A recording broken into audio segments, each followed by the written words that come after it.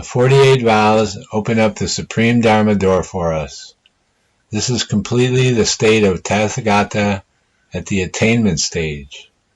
This Dharma door teaches us to mindfully chant the Buddha name and attain rebirth in the Western Pure Land.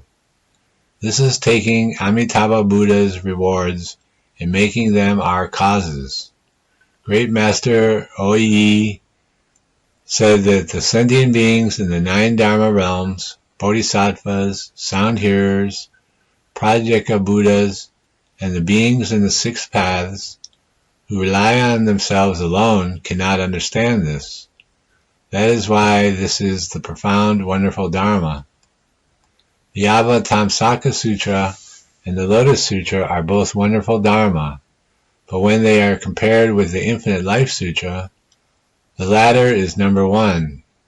Therefore, the Infinite Life Sutra is the profound, wonderful Dharma.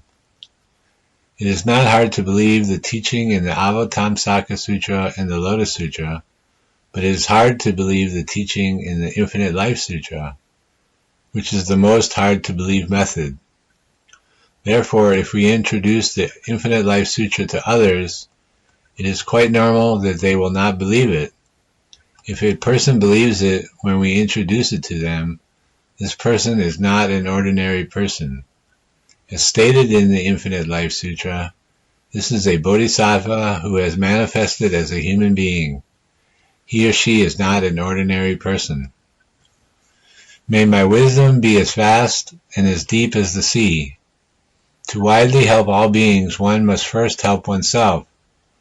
To help others achieve in their practice, one must first achieve perfect wisdom. In this way, one will have the ability to help others. After stating the great vow of helping others, Dharmakara Bhikshu said that he then sought deep, vast wisdom. This deep, vast wisdom is innate in our true nature, not attained from the outside. How does one attain profound wisdom? The next sentence tells us the method. May my mind be pure, void of dust and toil. Dust refers to pollutants. When something is tainted with dust, it gets dirty. Toil refers to afflictions. In order to restore a pure mind, we must stay far away from all pollutants and eradicate afflictions. May my wisdom be as vast and as deep as the sea. May my mind be pure, void of dust and toil. These 2 sentences complement each other. Because they complement each other, boundless Dharma bliss will arise. The more one achieves in practice, the more wisdom one will have. The more wisdom one has, the deeper in one's belief, and thus the more one will achieve in practice.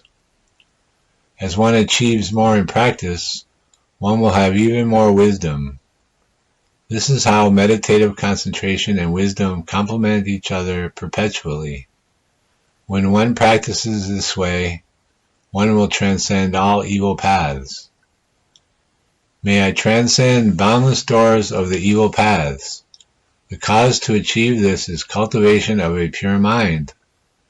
Once the mind is pure, all obstacles that prevent us from obtaining good fruits from our cultivation will be eliminated, and one will stay away from the evil paths.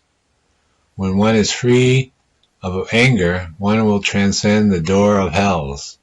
When one is free of ignorance, one will transcend the door of animals.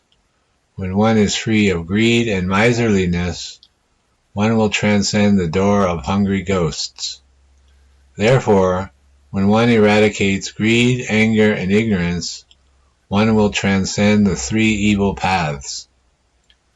And if one does not have the slightest yearning for the good fortune in the human and heavenly paths, one will transcend the 6 paths. The sentence in the excerpt is also a statement of comparisons. When the path of hungry ghosts is compared with the path of hells, the path of hungry ghosts is good and the path of hells is bad.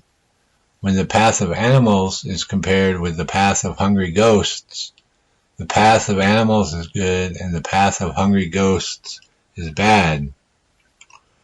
When the realm of Arhats and Prajayabuddhas of the Theravada tradition is compared with that of Mahasattvas, the realm of Arhats and Prajayabuddhas is bad, and the realm of Mahasattvas is good.